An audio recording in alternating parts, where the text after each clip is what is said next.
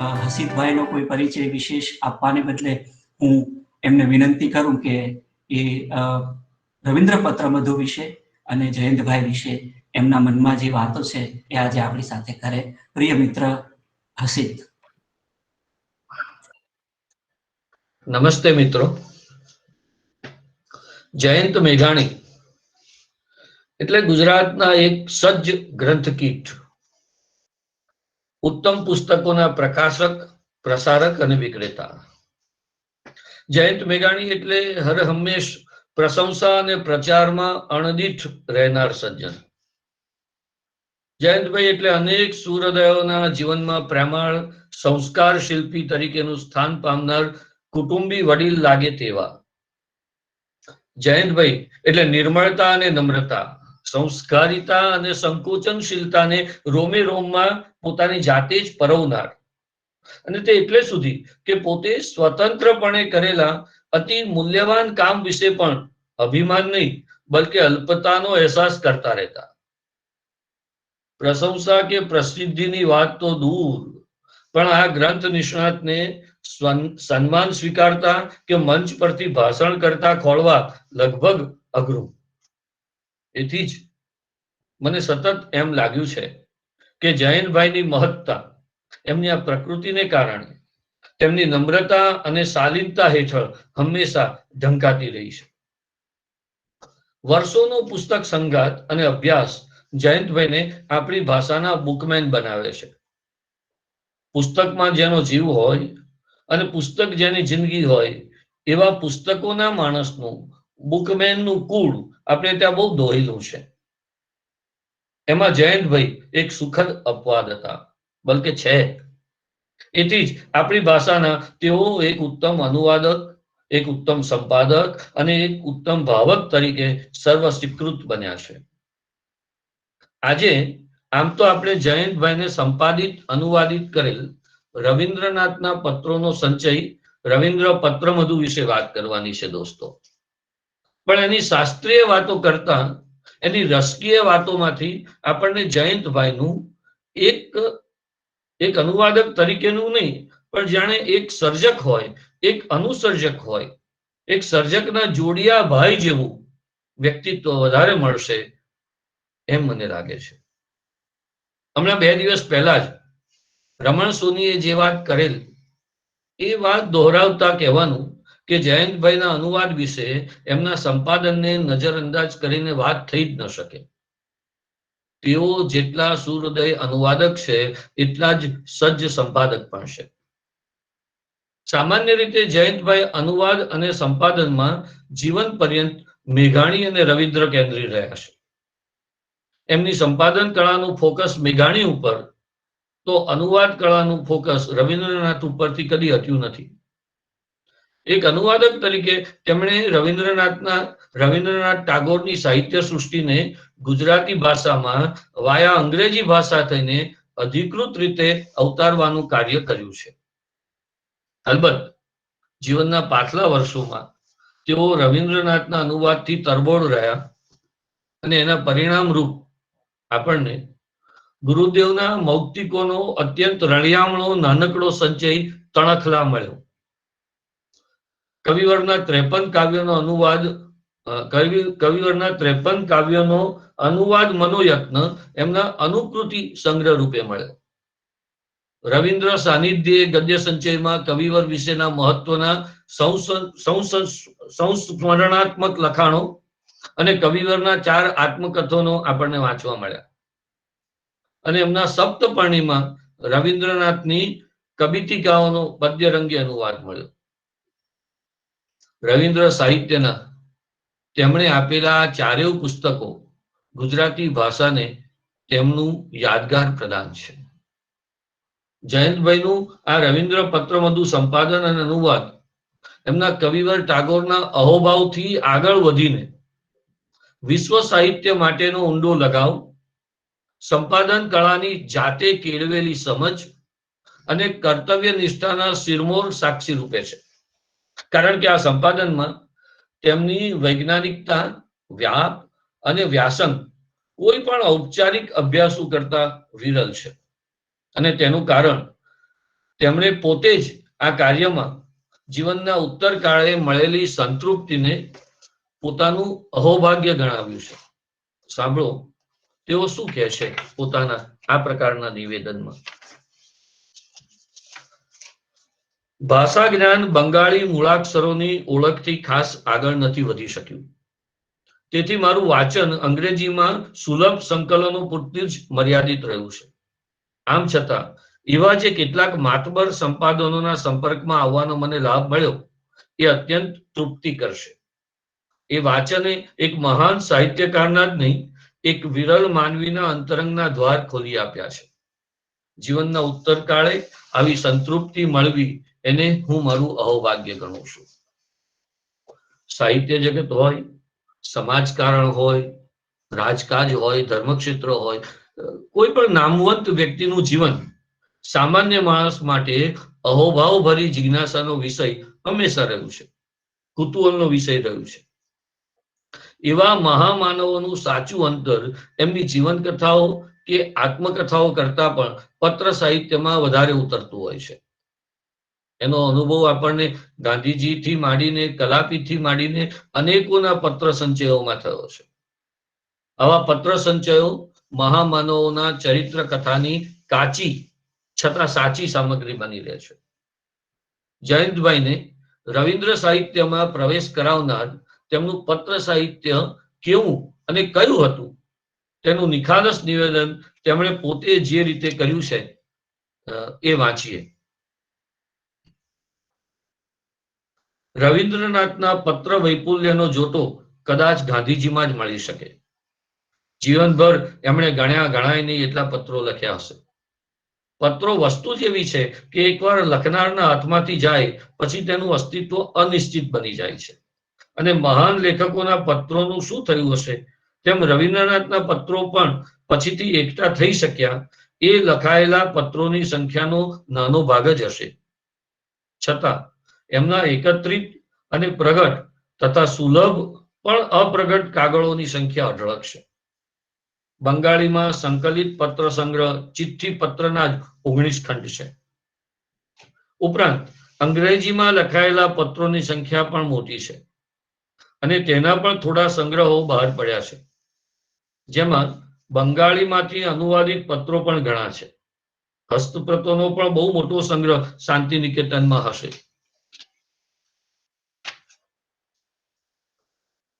રવિન્દ્રનાથના પત્રોના જે સંગ્રહો અંગ્રેજીમાં થયા છે એ બધા તો મેળવી શક્યો નહીં હોઉં, પણ જે મુખ્ય ગણાય છે એ મળી શક્યા છે. માત્ર કવિવરના જ નહીં, સમગ્ર પત્ર સાહિત્યમાં જેનું સ્થાન શિરમોર ગણાય એવો સમૃદ્ધ પત્ર સંગ્રહ selected letters of Rabindranath Tagore, Krishna Dutta અને એન્ડ્રુ રોબિન્સન નામે રવિન્દ્ર સંશોધકોએ આપ્યો છે. કવિવરના જીવન ફલક પર ફરી વળીને સમકાલીન ઘટનાઓ અને જીવનના તાણાવાણા મેળવીને સૂક્ષ્મ તારણો નિરીક્ષણો સુધી પહોંચનાર આ સંશોધનો બેનમૂન છે. પત્ર સાહિત્યનું એક ઉત્તમ ઉદાહરણ છે. આ પત્ર સંશોધન પ્રક્રિયામાંથી પસાર થવાથી એ બંને મિત્રો પાસે એવી વિપુલ સામગ્રી ભેગી થઈ કે જેને આધારે એમણે એક નવીન, તટસ્થ અને ખૂબ ચર્ચાયેલું ચરિત્ર પણ લખ્યું, રવિન્દ્રનાથ ટાગોર, અ મેરિડિયન માઇન્ડેડ મેન. જેમને આ સંગ્રહમાં કવિના પરમ સખા કયા છે એ ચાર્લ્સ એન્ડ્રુસ પરના પત્રો અને વિલિયમ રોધેનસ્ટાઇન સાથેનો પત્રાચાર પણ બે સરસ પુસ્તકોમાં સંગ્રહિત છે. જેમની ઉપર કવિવરે હજારો પત્રો લખેલા એ ચાર્લ્સ એન્ડ્રુસ પરના પત્રોનો એક સંગ્રહ લેટર્સ ટુ એ ફ્રેન્ડ 1988માં બહાર પડેલો. પણ કવિએ જેમને એમ લખેલું કે પત્રલેખક તરીકે તમારો જોતો નથી, એ આ મિત્રના પત્રો ઓછા છપાયેલા જોવા મળ્યા. જે થોડા પત્રો મળ્યા એ અહીં સામેલ છે. એ સિવાય એ પત્ર જુગલબંધી અધૂરી રહે છે. કવિની કારકિર્દીને નિર્ણાયક વેણે વાળવામાં નિમિત્ત દોસ્ત વિલિયમ રોધેનસ્ટાઇન સાથેનો 30 વર્ષનો પત્રાચાર અકબંધ સચવાયો છે. અમેરિકન સંશોધક સન્નારી મેરી લેગોએ અવ્વલ દરજ્જાનું સંશોધન ગણાય એવું સંપાદન આપ્યું છે. આ પત્રોમાંથી બહુધા વર્તમાન રવિન્દ્ર ભાવકોને રસ પડે તેવા 60 પત્રો અહીં સામેલ કર્યા છે. 250 થી 250 પાનામાં અહીં આ જે પત્રો રજૂ થયા છે એને જયંતભાઈએ કુલ 10 પ્રકરણોમાં વહેંચ્યા છે. તેમાં રવિન્દ્રનાથ સાહિત્ય સ્વામી જેટલા જ મહાન પત્રલેખક પણ હતા એમ તેઓ કહે છે. રાનુ નામે મુગ્ધ કિશોરીને તેના જેવડા થઈને રમતિયાળ પત્રો લખ્યા છે, તો રોમારોલા સાથેના પત્ર વ્યવહારમાં જીવનના ઊંચેરા સત્યો અંગે વિમર્શ છે. પૃથ્વીને પેલે છેડે વસતી એક વિદેશીની માટેના ખીલું ખીલું થતી કળીઓ જેવા સ્નેહ ઉદ્ગારો પણ એમના આ પત્રોમાં અંકિત છે. તમારો જન્મ મારા બાંધવ તરીકે થવો જોઈતો હતો એવી ઉત્કટ અભિવ્યક્તિ એમણે ચિત્રકાર વિલિયમ રોધેનસ્ટાઇન સાથેના હૃદયગમ્ય પત્રાચારમાં આપી છે. જેમને હજારો પત્રો પાઠવ્યા છે એવા ચાર્લ્સ એન્ડ્રુસ પરના થોડા પત્રો પણ અહીં પ્રિય ભત્રીજી ઇન્દિરા સાથે મૂક્યા છે. જીવનાકાશના ધ્રુવ તારક સમી ભાભી કાદંબરી દેવી પરના પત્રોમાં પહેલા ઇંગ્લેન્ડ પ્રવાસની ઝલક છે, તો સહચારી મૃણાલિની દેવી પરના તેમજ આપ્તજનો અને ઇતરજનો પરના પત્રો પણ અહીં છે. તર્ક અને ઉર્મિના સંમિશ્રણ તેમાં નીતર્યા છે. ઘણું ખરું એકાંત જીવી કવિવર ટાગોર આત્મીય સંબંધોથી છલકાતા હતા. તેનું સુભગ પ્રતિબિંબ આ રવિન્દ્ર પત્ર મધુમાં આપણને મળે છે. કવિએ લખેલા અને એમના ઉપર આવેલા થોકબંધ પત્રોમાંથી ચૂંટેલા અને અનુવાદ કરેલા આ પત્રોનું શીર્ષક સૂચવે છે તેમ એમાંથી આપણને સ્નેહસભર સંબંધોનું મધુ જ મળે છે અથવા તો ટપકે છે, અને સાથે સાથે કવિવરનું બહુપાર્શ્વી વ્યક્તિત્વ પણ ખુલે છે. એની કેટલીક ટૂંકી વિગતો આ પ્રમાણે છે. એક, આગળ કહ્યું તેમ રોધેનસ્ટાઇન ઉપરના પત્રોમાં કવિના શુદ્ધ અને સાત્વિક અંતઃકરણનો પરિચય છે.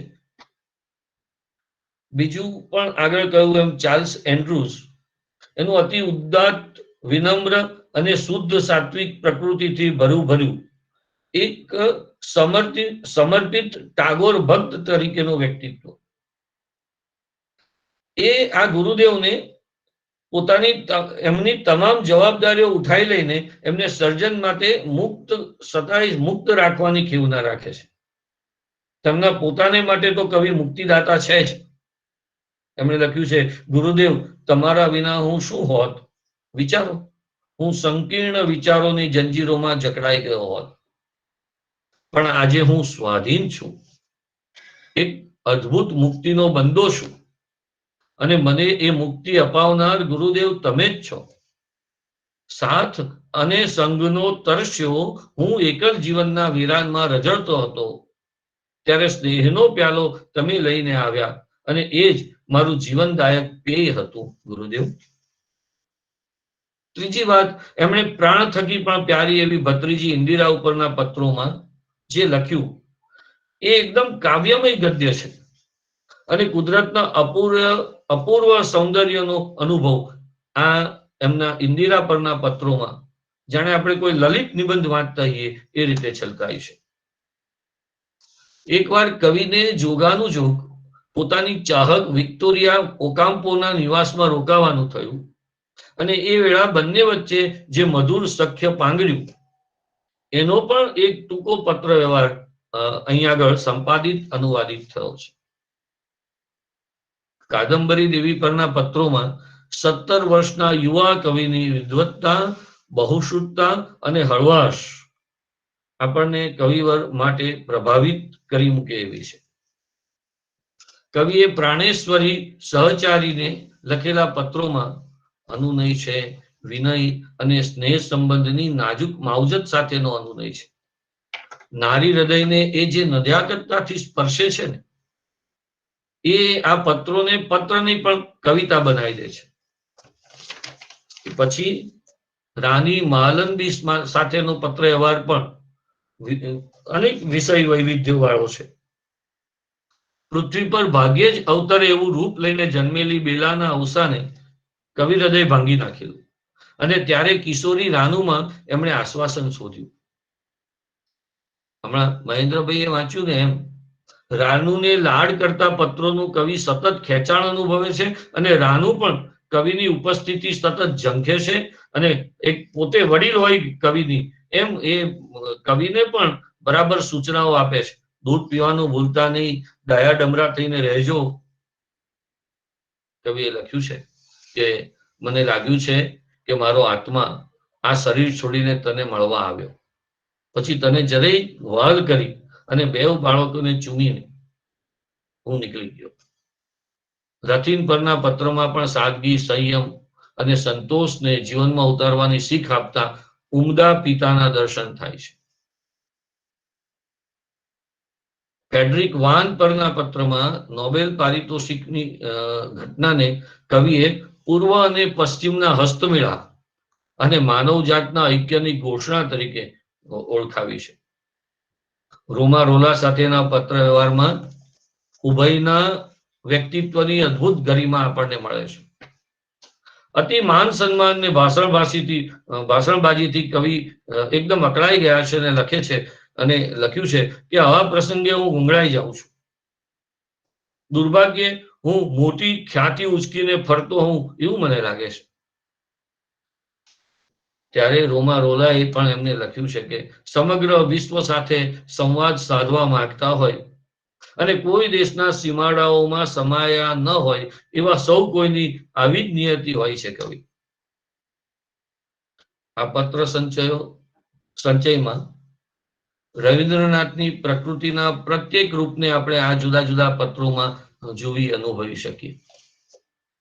એમની નોખી અનોખી ચેતના આપણને સ્પર્શી જાય, એ આપણા અંતરને પુલકિત કરી દે. અને એનું મુખ્ય કારણ એ કે ઠેર ઠેર આ પત્રોમાં કવિ કુદરતનું એવું રૂપ આપણને બતાવે છે જે આપણે ક્યારેય નરી આંખે જોઈ ન શક્યા હોઈએ, અનુભવી ન શક્યા હોઈએ. બધી પંચેન્દ્રિયથી આપણને કુદરત પાસે લઈ જાય છે. નિબિડ પ્રકૃતિ સાથેનું પ્રગાઢ સંવનન કવિનું આપણને માત્ર પ્રભાવિત નહીં, અભિભૂત કરી દે એવું છે.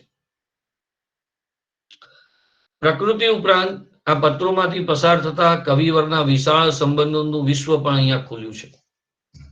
એમના અંતરંગ વ્યક્તિત્વના વિવિધ પાસાઓનો પણ પરિચય મળે છે.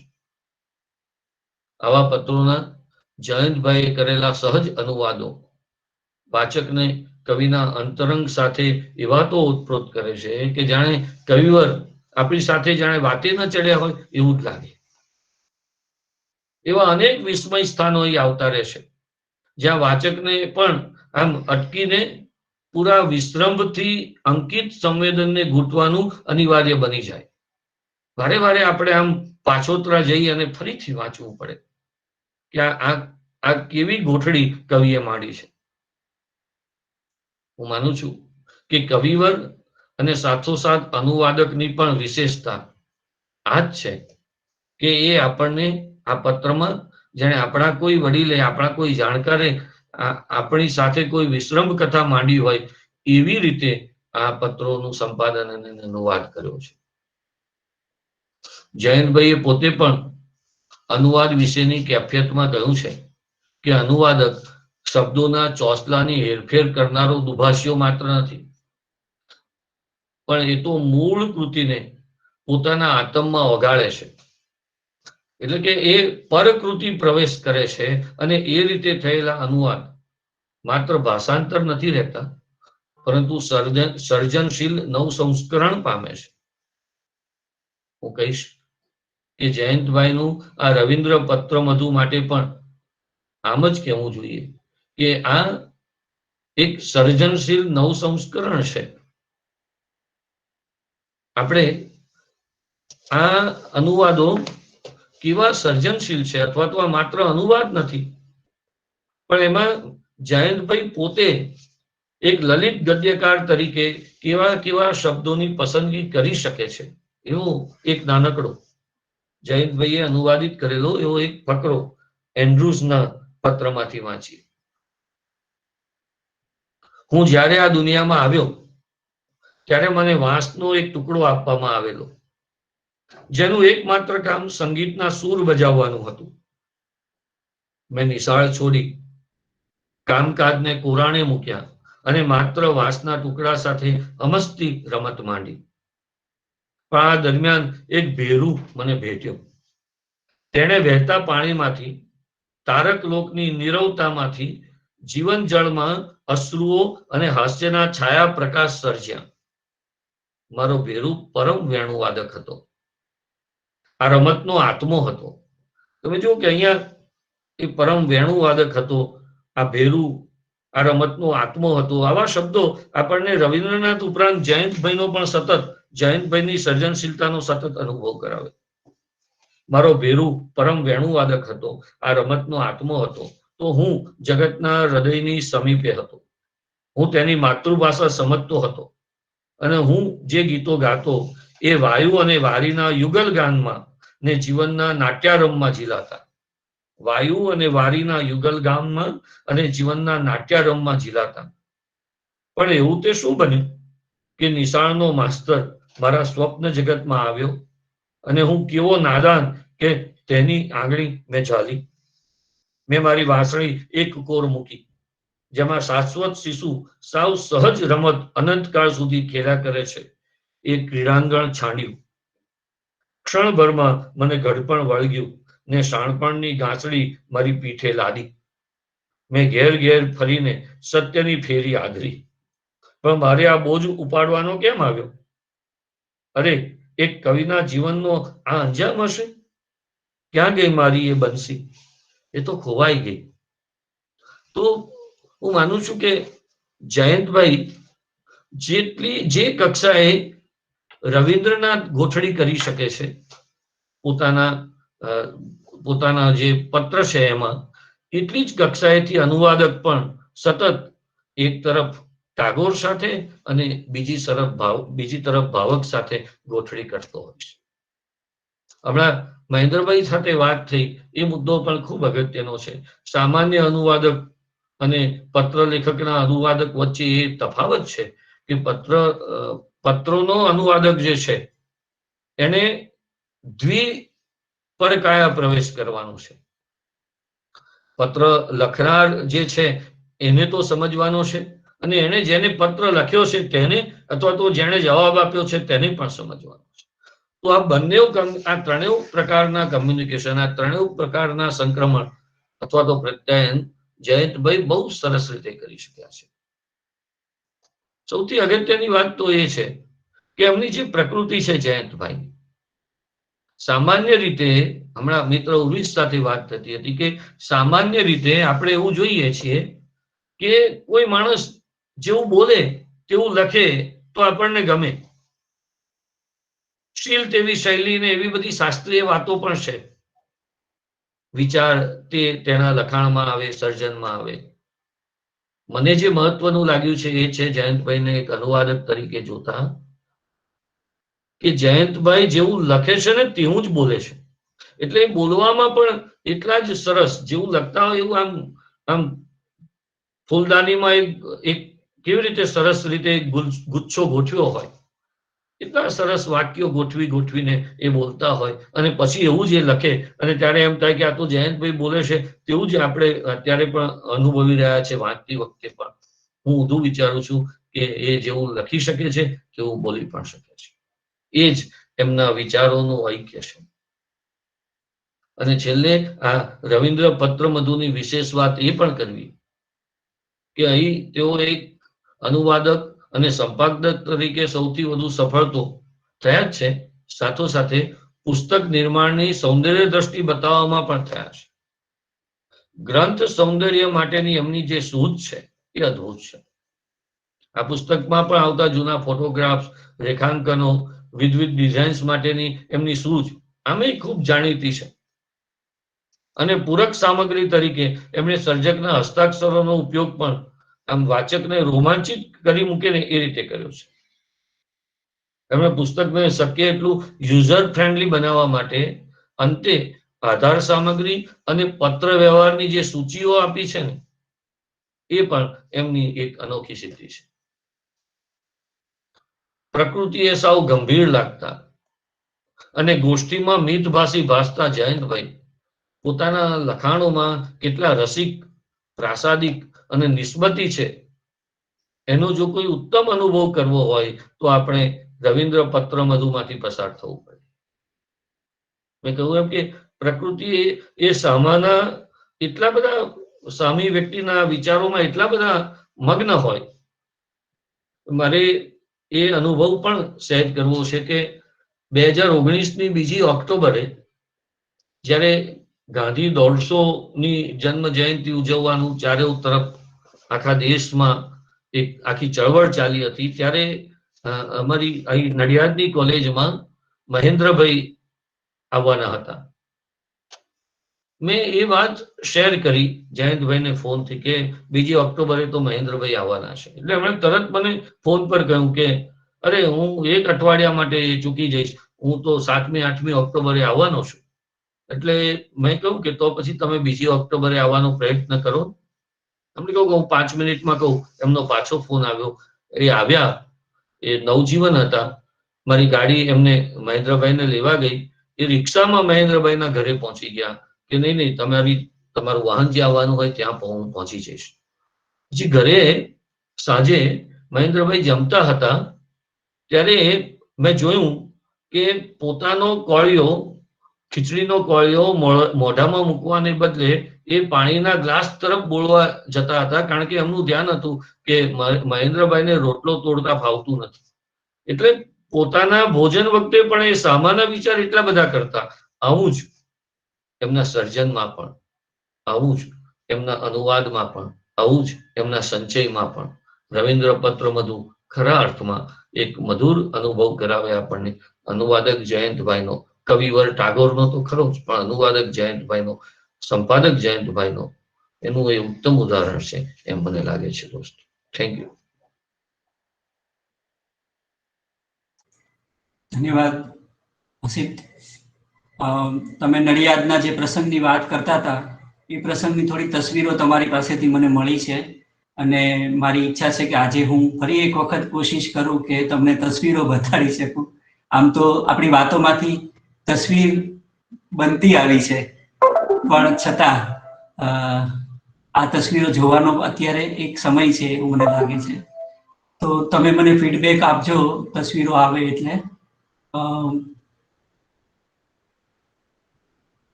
હું શેર કરું છું.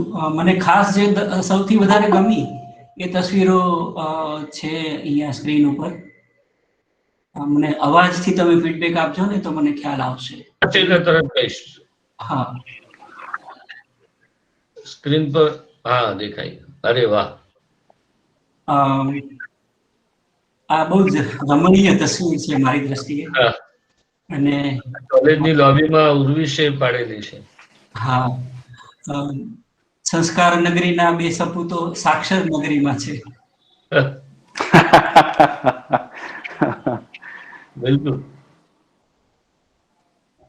આ વિદ્યાર્થીઓ સાથેની ગોષ્ઠી.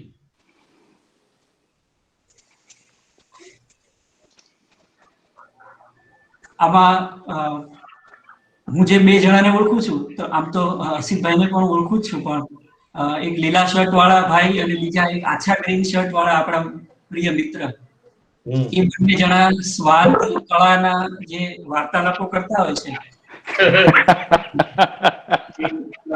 એ બહુ શ્રવણીય હોય છે, અને એ વાનગીઓના સ્વાદ કરતા પણ વધારે રસિક હોય છે. એટલે એમાં વાગ્મિતા પણ હોય છે અને પ્રાસાદિકતા પણ હોય છે.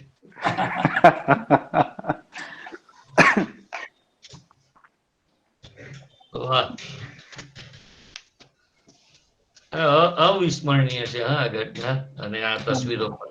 એટલે મને એમ હતું કે આજે તો આ બધા આપણે ભેગા થઈને જોવી જોઈએ, આવી તસવીરો આપણે જોવી જોઈએ. જુઓ ને, આ બધા 80 એટલે કે આમાં યાજ્ઞિક સાહેબ છે વચ્ચે, કુલીનચંદ્ર યાજ્ઞિક, એ પણ 93ના, મહેન્દ્રભાઈ 94ના, જયંતભાઈ હું માનું છું ત્યારે 80-81ના હશે. પણ આમ ભાઈ જે રીતે ચડાવે છે ને એ કોઈ યુવાન ચડાવતા હોય એવા જ લાગે. એ જો કે થોડું ગેર રસ્તે દોરે એવું પણ છે દ્રશ્ય. આ તો કોઈ હાસ્યકારની ટીકલ જ છે.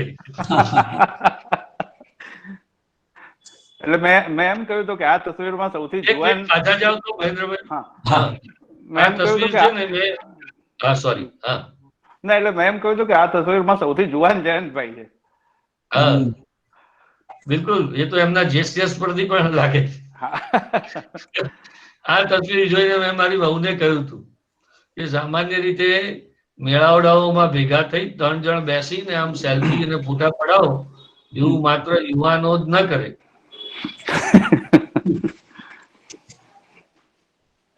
હું જે ગઈકાલે કહેતો હતો કે એમને જાતે લખીને બધી જ અમારા બધા જ વિદ્યાર્થીઓને એમના હસ્તાક્ષરમાં એમણે જે સદભાવથી આ પુસ્તક આપ્યું છે એમાં એમના હસ્તાક્ષરોનો જે મરોડ છે.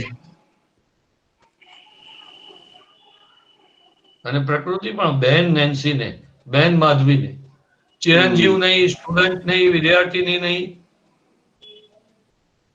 તમારે કહેવું પડે કે આ વિદ્યાર્થીનીને આપ્યું છે એમ. તો અમારા વર્ગ સાથેનો એમનો એક સમૂહ તસવીર શરીફાબેન પણ છે એમાં. એ પણ મારે બતાડવી. બરાબર, હા દેખાય.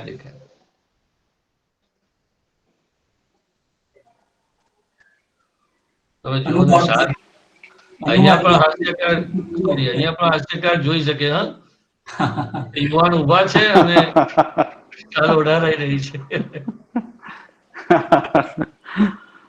અમારું જે મેગેઝિન પ્રગટ કર્યું હતું પ્રતિબિંબ, એનો અંક જયંતભાઈને બેન આપે છે. શિરીષભાઈ અને જયંતભાઈ સાથે હતા અને અમારા ક્લાસમાં આ એક યાદગાર અંક અમે જે દિવસે ઉદઘાટન કર્યું હતું એનું જયંતભાઈ ત્યારે એના કેન્દ્રમાં હતા. તો આ થોડી તસવીર જે ની વાત કરવા માટેની એક ભૂમિકા રૂપે પણ જાણે હતા.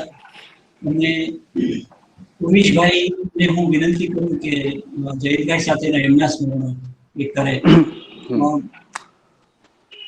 ઉમેશભાઈને પણ જયંતભાઈને કારણે જ હું ઓળખું છું એમ કહે તો દીપકભાઈ અને કારણે ઉમેશભાઈ સાથે પરિચય થયો. અને મને કવિતા યાદ આવે તો કત અજાણા રે જણાયેલું તું, કેટલા અજાણ્યાને તે ઓળખાવ્યા, એમ કરીને જયંતભાઈને જે પ્રિય પંક્તિ હતી એ પંક્તિ હું વિચારું છું તો મને કેટલા સરસ મિત્રો જયંતભાઈએ ભેગા કર્યા અને કેવા કેવા લોકોને એમને જોડ્યા.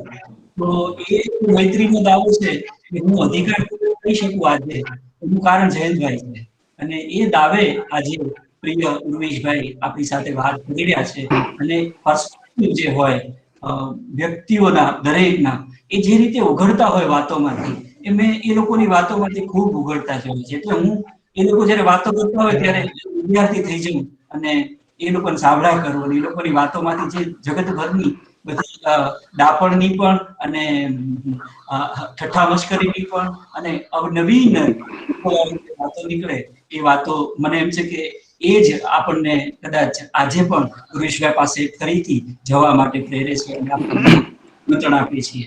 ઉર્વેશભાઈ, તમે થેન્ક યુ મહેન્દ્રભાઈ અને જે બધા જ અત્યારે મિત્રો વડીલો હાજર છે તે. મારે જયંતભાઈને મળવાનું એટલું બધું મોડું થયું કે અહીંયા બોલવા વિશે પણ મને ઔચિત્ય લાગે કે કેમ મને, પણ પછી જે રીતે મળવાનું થયું અને જે અનૌપચારિકતાથી મળવાનું થયું એટલે મને એમ થાય કે થોડું શેરિંગ કરું. મારે પહેલા તો મહેન્દ્રભાઈને મેઘાણીને મળવાનું થયું, પછી નાનકભાઈ જોડે દોસ્તી થઈ અને પછી જયંતભાઈ. તો તમારામાંના લગભગ બધા જ આ ત્રણેયના નિકટ પરિચયમાં હશે. એટલે હું ત્રણેયને જુદી જુદી રીતે સમયના જુદા જુદા તબક્કે મળ્યો અને એ ત્રણેયનું જુદાપણું તો બધા જાણે છે, બહુ જ અલગ અલગ વ્યક્તિત્વો, પણ એમને જોડતી એક દોરી એ બે વસ્તુ મને લાગી કે એક તો જે ભાવ પ્રવણતા, એ લોકોની એકદમ ભાવાવેશ અથવા તો ભાવુક થઈ જવું, એ એમની જે લાક્ષણિકતા હતી, આમ આપણને પ્રમાણમાં સામાન્ય લાગતી વાત હોય એ બોલતા બોલતા અથવા તો કરતા કરતા એમના ચહેરા પર જે ભાવોનું પૂર ઉમટે જયંતભાઈ નો તો ચહેરો પણ આમ વધારે એકદમ આમ ઓછી કરચલી વાળો ને એકદમ કપાળ ને એ બધા પર તમે ડિસ્પ્લે જોઈ શકો ભાવોનો. અને એવી જ રીતે આ એક રુજુ ભાવની મેં વાત કરી, તો એવી જ રીતે તમતમાટ જે સામાન્ય રીતે આપણે આમની જોડે સાંકળવાનું પસંદ ન કરીએ, એવો તમતમાટ એ બોલીને વ્યક્ત ન કરે, પણ આમ એમનો ચહેરો જોઈએ તો આપણને ખબર પડે કે જયંતભાઈને બરાબર એ વસ્તુ નથી ગમી એમ. તો આ એક મેં જોયું કે આ ત્રણેય જણ વચ્ચે એક પ્રકારનું સામ્ય હતું. મારે સૌથી પહેલા એમને મળ્યો હું પ્રસારમાં. મારો મિત્ર દીપક સોલિયા ભાવનગર એના માતા પિતાને કારણે જાય, હું પણ દીપકને મળવા અને પછી દીપક થકી જયંતભાઈ અને મહેન્દ્રભાઈ પરમાર એ બધાને હું મળ્યો. પ્રસારમાં જઈએ એટલે પ્રસારમાં એ જે જૂના મકાનમાં અંદર બેસતા એને ઓફિસ જેવો શબ્દ તો હું વાપરું જ નહીં, એ તો પ્રોપર અડ્ડો જ હતો એકદમ, કે તમે ચો તરફ પુસ્તકો હોય અંદર, ત્યાં જવું એટલે મને સૌથી પહેલું મારી નજર પેલા બહુ જ એક્સ્ટ્રા સ્મોલ સાઇઝના એર કન્ડિશનિંગ મશીન પર પડે. અહીંયા આગળ જયંતભાઈ બેઠા હોય, કમ્પ્યુટર સામે ખુરશીને મોં કરીને બેઠા હોય, આપણે જઈએ એટલે ખુરશીનું પેલું મોઢું ફરે, આ તરફ આવે અને વાત શરૂ થાય. અને એ તો છેક અંદરનો રૂમ હતો, પણ જયંતભાઈ ખીલીને હસે ને ત્યારે આવું કેવું બહુ ઓડ લાગે છે, પણ આમ એ ખીલીને હસે ને ત્યારે આમ વાતાવરણમાં થોડું અજવાળું વધી ગયું હોય ને એવું આપણને લાગે, એટલું બધું એમ પ્રસન્ન અને મુક્ત પેલું હાસ્ય હોય. પછી થોડી વાર થાય એટલે કોઈ વિશિષ્ટ પ્રકારનું કંઈક શરબત લઈને આવે અને પછી એ શરબત વિશે અમારે ચર્ચા થાય. હું એમને કહું કે હોમાય વ્યારાવાલા આપણે બહુ જાણીતા ફોટોગ્રાફર, એ પણ બહુ અવનવા શરબતો બનાવતા, અને પછી શરબતોની રેસીપીની ચર્ચાઓ થાય. કોમન શોખ નીકળ્યો તે રસોઈ અને રસોઈ વિશેની વાતો. ભાઈ હાસિફભાઈ તો બહુ ઉત્તમ રસોઈ બનાવે છે, અમારી જેમ વાતો નથી કરતા મારી જેમ, પણ અમે પછી વાતો કરીએ જૂના ભોજનની, વિસરાયેલી વાનગીઓની. પછી જયંતભાઈ એમના અનુભવોની વાત કરે, અને તમારામાંથી ઘણા બધાએ જયંતભાઈનું હાથે બનાવેલું પીનટ બટર તો ખાધું જ હશે. મને આગ્રહપૂર્વક એમણે ડબ્બીમાં ભરી આપ્યો હતો. મને કે આ મને એ વખતે અમે જયારે વાત થઈ ત્યારે પીનટ બટર હજી કદાચ થોડું અનકોમન છે, તો મને કે ના ના આ તમે ઘરે લઈ જાઓ તમારા માટે, દીકરી માટે, બધા માટે. તો એ રસોઈ એક પછી મહેન્દ્રસિંહ અમને બહાર અવનવી જગ્યાઓએ ફરવા લઈ જાય. તો મને જયંતભાઈની હેલ્થની હિસ્ટ્રી વિશે બહુ જ ખબર નહીં એ વખતે, એમનું હાર્ટનું ને જે બધા ઇશ્યુઝ હતા. અને અમે જ્યારે પણ બહાર જઈએ, જમવા જઈએ, જમ્યા પછી અમે બધા લગભગ સરખા આઈસ્ક્રીમ પ્રેમી, એટલે મહેન્દ્રસિંહ અમને જુદી જુદી ઠેકાણે આઈસ્ક્રીમો ખાવા લઈ જાય. તો જયંતભાઈ જોડે હોય તો એક પણ રીતે કોઈ વડીલ છે એવો ભાર ન લાગે, અને એ લાગવા જ ન દે આપણને જરા પણ. અસુખ અસહજતા તો વાત જ મૂકી દો, સહેજ પણ એવું વડીલશાહી વર્તન અથવા તો પેલું ડૂઝ એન્ડ ડોન્ટ્સ વાળું એવું કશું જ એમનામાં, એ બધાનો સ્વાદ પણ કરે. એટલે એવું પણ ના થાય કે ભાઈ ચલો જયંતભાઈ માટે મોળો આઈસ્ક્રીમ મંગાવો ને પેલું મરચાના ભજીયા નહીં ખાય ને સુખડી, અરે એ બધું એટલા બધા સ્વાદથી એન્જોય કરે કે મને થયું કે આ તો એકદમ રસિક માણસ છે. એટલે મારો એમનો આખો પરિચય આજે શાસ્ત્રીયતાનો એક ભાર હોઈ શકે. એટલે ધારો કે હું જયંતભાઈના સાહિત્યના અને બધાના કામ વિશે થોડું ઘણું જાણતો, ખાસ કરીને અમારા મિત્ર સંજય ભાવેને લીધે, પણ મારો પ્રત્યક્ષ પરિચય શબ્દો થકી પછી થયો. એટલે શબ્દો થકી થયો તો હું કદાચ થોડોક ભારમાં એમની પાસે ગયો હોત, પણ અમારે પહેલા પેલી ગોષ્ઠી માટે જવાનું થયું અને એમાંથી પછી ધીમે ધીમે જગત ઉઘડતું ગયું. અને જેમ મહેન્દ્ર મેઘાણીની એક ખાસિયત છે, એ થોડાક ઓછા પ્રમાણમાં પણ જયંતભાઈમાં પણ છે, કે એ પોતે થોડું ઓછું બોલે અને તમને ખાસું વધારે બોલવા દે, અને તમને રિયલાઇઝ બહુ મોડેથી થાય કે આ તો આપણી જોડે જ બોલાવ્યા કરે છે, પોતે બહુ બોલતા નથી. એટલે પછી તો અમારે સાંજે ફરવા નીકળીએ એટલે અમે 3-4 કલાક બધા, હું, દીપક, મહેન્દ્રસિંહ, જયંતભાઈ બધા સાથે હોઈએ. ક્યારેક વિક્રમભાઈ ભટ્ટ હોય, ક્યારેક સુભાષભાઈ હોય.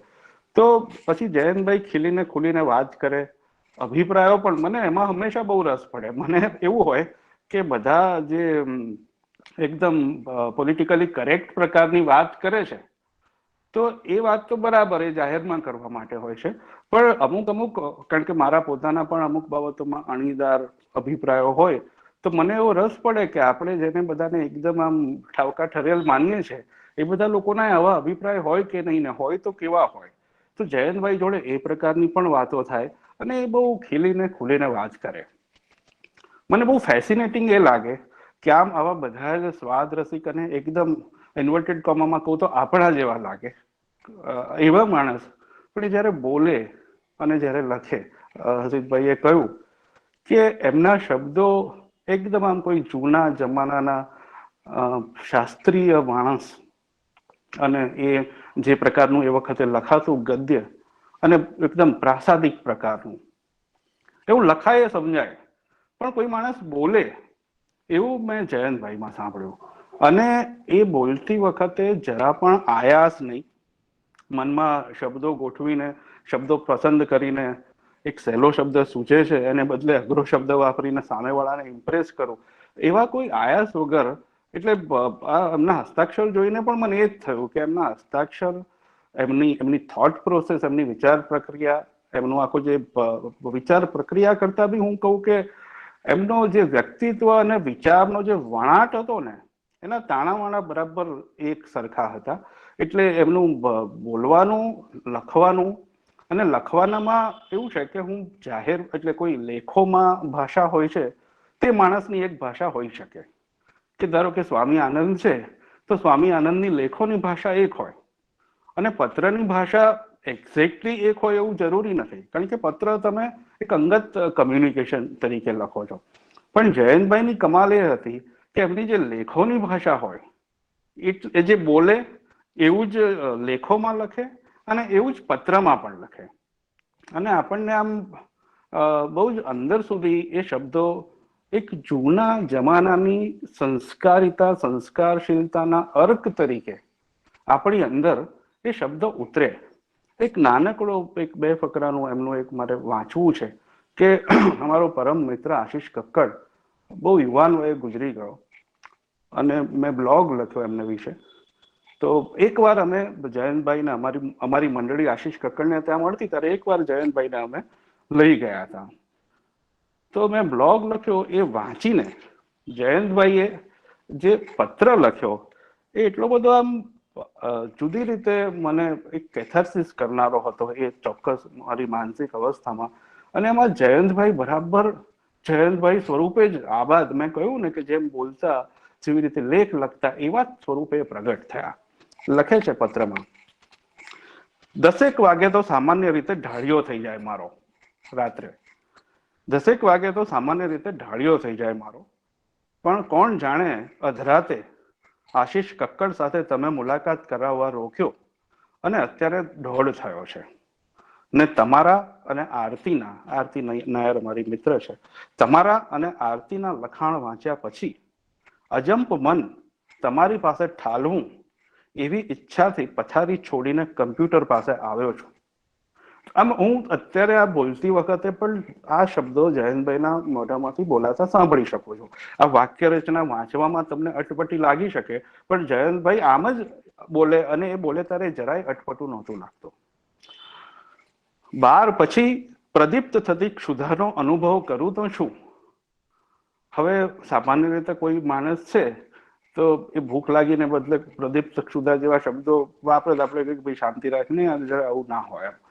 જયંતભાઈ એટલી બધી એટલા બધા અંદરથી એટલી બધી કેઝ્યુઅલી, એટલી બધી નૈસર્ગિક સ્વાભાવિક રીતે બોલે કે એમના મોઢામાં આ શબ્દો સાંભળીને આપણને જરાય ખટકે નહીં કે આ ક્ષુધા પ્રદીપ્ત ક્યાંથી આવી, ભૂખ લાગી કેમ નહીં આવ્યો, કારણ કે એ જયંતભાઈ હતા. 12 પછી પ્રદીપ્ત થતી ક્ષુધાનો અનુભવ કરું તો છું, પણ થયું કેફ છે ત્યાં જ આ અક્ષરો પાડી લઉં. શું કહું? જેની વિદાયની ગ્લાની મન પર સવાર છે એ ભૂલવાડી દેતી વાતો તમે કરી, એવી શૈલીમાં કરી, તો પણ હું ઈચ્છિત પણ ચૂકી જવાયેલા અતીતના ઝુરાપામાં સરી પડ્યો. કેટલું અદ્ભુત ગદ્ય છે અને આમાં કશી ગોઠવણ નથી. આ એક અંદરની લાગણી આ શબ્દોમાં જયંતભાઈ વ્યક્ત કરે છે. તો પણ હું ઈચ્છિત પણ ચૂકી જવાયેલા અતીતના ઝુરાપામાં સરી પડ્યો. જેની અતિ ઝંખના હોય તેનાથી વંચિત રહ્યાની તીવ્ર લાગણી થઈ એમ કહું તો તેને અતિરેક ના ગણી લેતા. એકવાર તમારી સોબતમાં એમને ઘેર હતો તો પણ પરિચય વધે તેના પ્રયાસ મેં કેમ ન કર્યા તેનો ઘેરો અફસોસ છે. આ જયંતભાઈ સ્ટાઇલ કે અફસોસ વાળું પોતાના ભાગે જ રાખે. એમણે પ્રબોધ્યું છે, આશીષ કક્કડે, એમણે પ્રબોધ્યું છે એવું સજ્જ રસોડું મેં સ્વપ્ન થકી સાકાર કર્યું છે. અને મને થાય છે કે ઓહો, એમના જેવા પેશનેટ રસોઈ પ્રેમી કેમ ન થવાયું.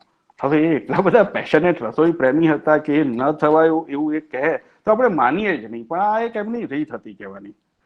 તમને પણ રસ પડે એવા એક અમેરિકન રસોઈ વીર વિશે એમને વાત કરત તો પણ એક સેતુ રચાઈ જાત.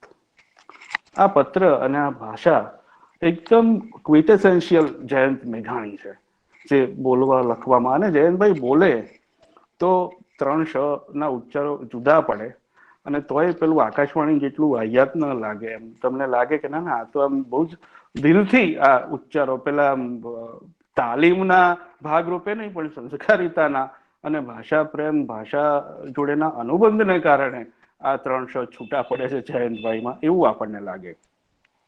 હું એમની પાછળ બહુ પડું કે જયંતભાઈ જલસોમાં લખો. અમે સાર્થક જલસો 6 માસિક મેગેઝિન કાઢીએ છીએ તો એ એવો જવાબ આપે કે જલસોના બરનું કશું હશે ને તો હું કહીશ તમને.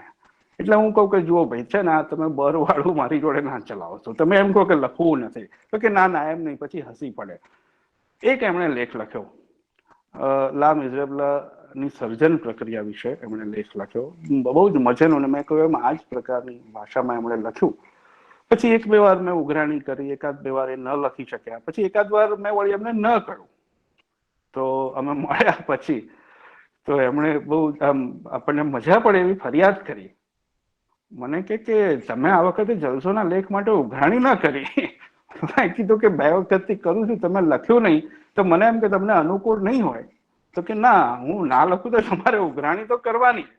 એટલે સાર્થક જલસો માટે એમને બહુ જ ભાવ અને એવા પ્રસન્ન રહેતા કે પ્રસારની દુકાનની બહાર એક કમ્પ્યુટરમાં પ્રિન્ટ આઉટમાં એક પાનાની પ્રિન્ટ પર એ લખાવીને મૂકતા, કે જેનું એક એક પાનું વાંચવું પડે એવું સામાયિક. એટલે જલસોના એવા તો કંઈ આમ સત્તાવાર પ્રમાણપત્રો અમને મળ્યા નથી, પણ જે કંઈ અમારી અત્યાર સુધીની મૂડી છે એમાં જયંતભાઈનું આ પ્રમાણપત્ર મને બહુ જ વહાલું લાગ્યું છે અને બહુ જ બહુમૂલ્ય લાગ્યું છે. આપણા ઘણા બધા મિત્રોના ઘરે, મારા ઘરે બધા અઢળક પુસ્તકો હોય છે. તો પુસ્તકોમાં સામાન્ય રીતે એવું હોય કે કાં તો પુસ્તકનું ગોડાઉન હોય ઘરમાં, એટલે થોકડા પડ્યા હોય. બીજું સ્ટેજ મારા જેમને ત્યાં જરાક બહુ વ્યવસ્થિત રાખવાનો આગ્રહ ને હોય તો લાઇબ્રેરી જેવું હોય પુસ્તકનું. જયંતભાઈ ને ત્યાં, અને ખાસ કરીને ફ્લેટ પર જઈએ તો પુસ્તકની આર્ટ ગેલેરી લાગે. પુસ્તકની આર્ટ ગેલેરી, આર્ટિફેક્ટ્સ બધા, ચિત્રો, શિલ્પ બધું તો હોય જ, પણ પુસ્તકો એટલી સુંદર રીતે ગોઠવાય કે હું જેટલી વાર એમને ત્યાં જઉં તો મને ઈર્ષા થાય. હું કહું કે આ જયંતભાઈ, મને એવું થાય છે કે મારે ત્યાં જો આટલી બધી ધૂળ ના ઉડતી હોત તો હું બી આવી રીતે પુસ્તકો ગોઠવવા માટે તમને એકવાર બોલાવત. એટલા સરસ પુસ્તકો એના કદ પ્રમાણે અને એના વિષય પ્રમાણે એટલા સરસ ડિસ્પ્લેમાં મૂક્યા હોય કે આપણને આમ પુસ્તક ઉપાડીને જોવાનું મન થાય અને પુસ્તક માટે ખેંચાણ થાય. તો આ એક એમની બહુ જ ખાસિયત હતી. અને ફરવાના સ્થળો વિશે એમને એક જુદા પ્રકારનો લગાવ. એટલે હંમેશા કહેતા હોય કે મારે કોઈ અવનવા સ્થળે ફરી આવ્યા હોય તો 2 વાત કરે, એક તો તમારે ત્યાં જવા જેવું છે, અને બીજું પછી જલસોના એંગલથી કહે કે એ હું લખીશ એકવાર એના વિશે. પણ પછી એ કદી એમ ઘૂંટ્યા બહુ કરે પણ લખે નહીં, કારણ કે એમને કંઈક આમ એવું થાય કે ભાઈ અમુક પ્રકારે લખાય તો જ હું વાત કરું.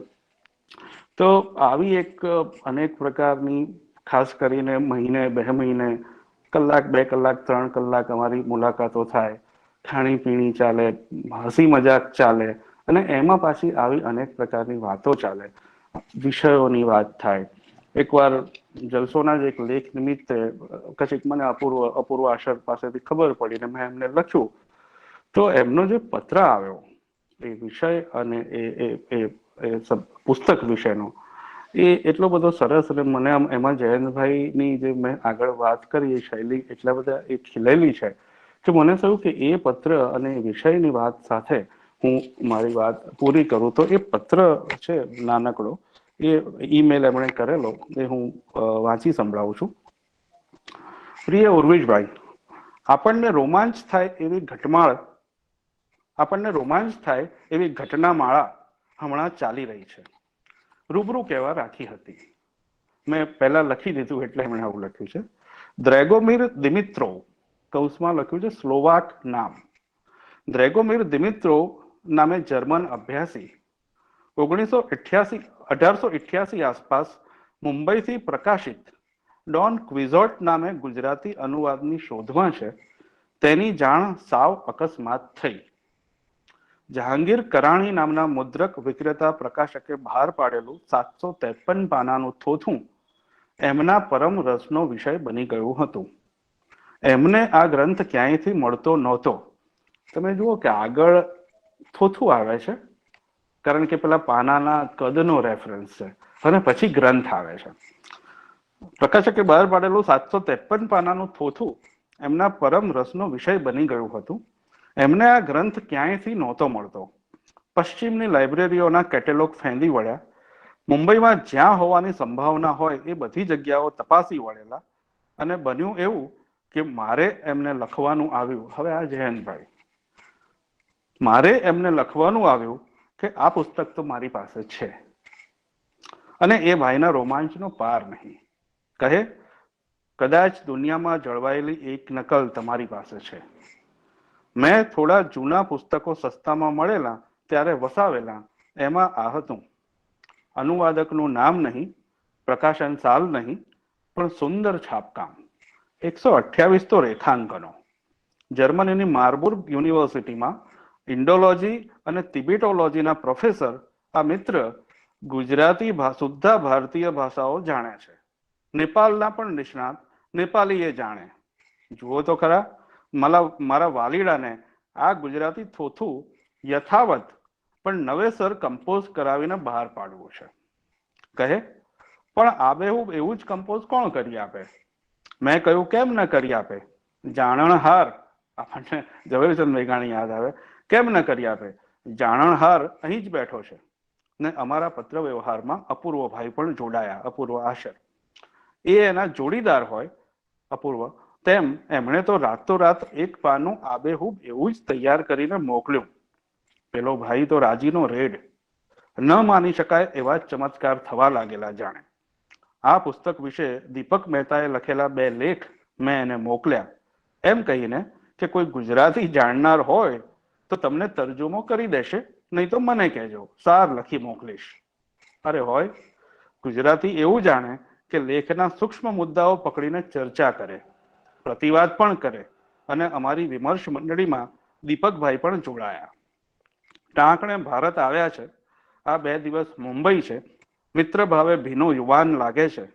અમદાવાદની મુલાકાત સમયને અભાવે ફરી આવે ત્યાર પર રાખી છે. આ બાજુ અપૂર્વભાઈએ 753 પાના સ્કેન કરવા માટે મોંઘું પોર્ટેબલ સ્કેનર વસાવી લીધું. એ ગ્રંથમણી અત્યારે નવજીવનમાં છે. સમજે એવા મિત્રોને આ ઘટનાની વાત હોંશે કરું. જલસોના બરની વાત જરૂર થઈ શકે, વધુ તમે આવો ત્યારે. તો આ એટલે એમનો પુસ્તક પ્રેમ, પ્રોડક્શન, ભાષા, અભિવ્યક્તિ, મિત્રો માટેનો પ્રેમ, એ બધું જ આ પત્રોમાં છે. એટલે અહીંયા મારી વાત પૂરી કરું છું. છેલ્લે ખાલી એટલું ડિસ્ક્લેમર આપી દઉં કે જયંતભાઈએ જલસો વિશે જે અભિપ્રાય આપ્યો છે એ એમનો અભિપ્રાય છે, ને બધાએ સંમત થવું જરૂરી નથી. Thank you. થેન્ક યુ ઉર્વિશભાઈ. થોથું અને ગ્રંથ ભાવભેદો છે એને તમે બહુ સરસ રીતે ઉકેલી આપ્યા. તમે જે મિત્રની વાત કરી, પરદેશી મિત્રની, એ શાંતિપ્રિય, એ પણ આપણી વાર્તાલાપ શ્રેણીમાં આવી ગયા અપૂર્વભાઈની સાથે. અને એમને એમનો ભાવ પણ ત્યાંથી દૂર દેશાવર બેઠે બેઠે એમણે પણ અહીંયા આગળ વ્યક્ત કરેલો. એટલે જાણે એક રીતે બધી ગલી કૂચીઓમાંથી પસાર થતા થતા આપણે જયંતભાઈના આ બધા જ જે સ્મરણલોક છે એને ઓળખી શક્યા છીએ. આજે પણ એનો એક વધારે અનુભવ આપણને બધાને થયો છે. તમારો 2 મિત્રોનો ખૂબ આભાર માનું છું. અહીંયા ઉપસ્થિત મુરબ્બીઓમાંથી કોઈને કંઈ વાત કરવી હોય, રામભાઈને કંઈ કહેવું હોય તો આપણી પાસે હજી 5 મિનિટનો સમય છે, તો આપણને ગમશે સાંભળવી. આદરણીય રામભાઈ. અપૂર્વભાઈને કંઈ કહેવું હોય તો વેલકમ. અપૂર્વભાઈ પણ આપણી સાથે છે, તો 5 મિનિટ આપણી પાસે હજી તો ઓછામાં ઓછી છે. કહેવામાં તો એવું કે આજે જ યોગાનો યોગ ડ્રેગોમીરનો ઈમેલ આવ્યો છે અને એ દિવસે એણે આપણી સાથે જે વાતો કરી હતી એને માટે ખૂબ પ્રેમથી યાદ કરે છે. અને એ દિવસે ફોટોગ્રાફ અહીંયા બતાવ્યા તો માગે છે કે એ બધા ફોટોગ્રાફ્સ મને આપો, મારા પણ કોમ્પ્યુટર પર હોવા જોઈએ. એટલે આજે જ એની સાથે આવી વાતચીત થઈ છે. મહેન્દ્રભાઈ, થેન્ક યુ. બંટુભાઈ વિશે આ બધી વાતો સાંભળી અને હું તો કોઈ ટ્રેન ચૂકી ગયો એવું મને લાગે છે. એમને મળવાનું બહુ જ ઓછું થયું. બે એક કે બે વાર મળ્યો હોય, એમાં એમને ત્યાં જમવાનો લાભ મળેલો, લતા ભાભીની રસોઈ ખાધેલી એ દિવસોમાં. અત્યારે બોલવા માટે તો તમે બધા વિદ્વાનો, એમના મિત્રો, એમની સાથે સમય પસાર કરેલાનો સાંભળીને એક તો આનંદ થાય છે, બીજી વાત દુઃખ થાય છે. મારી એક ટેવ છે, મોટી ખરાબ ટેવ છે ડેલિગેટ કરવાની.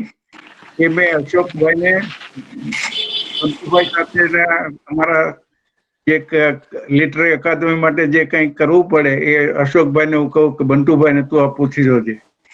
એ મેં ન કર્યું તો વધારે સારું હતું. મેં જાતે જ વાત કરી હોત એમની સાથે તો એ સંસ્મરણો અત્યારે હું તમારી સાથે શેર કરી શકતો.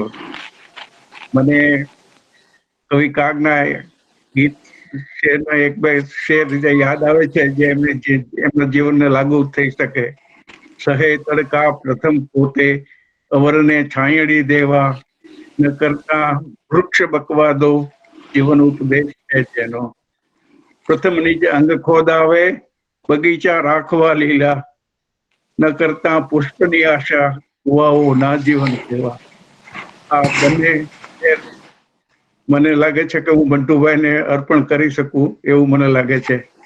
અને આ તરવાણી જે તમે વહાવી છે એનો અમે બધા મોડા બહુ ઉઠીએ છીએ મહેન્દ્રભાઈ અમેરિકામાં.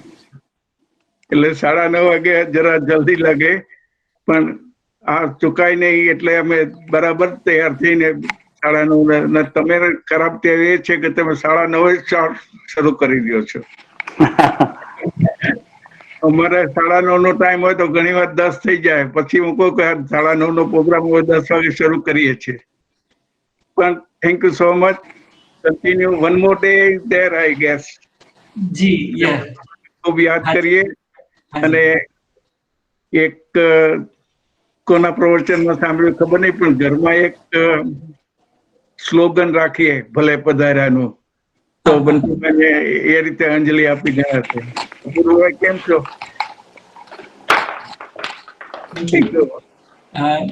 કેટલી ખરાબ ટેવો આવા વડીલો સાથે રહેવાને કારણે પડી છે.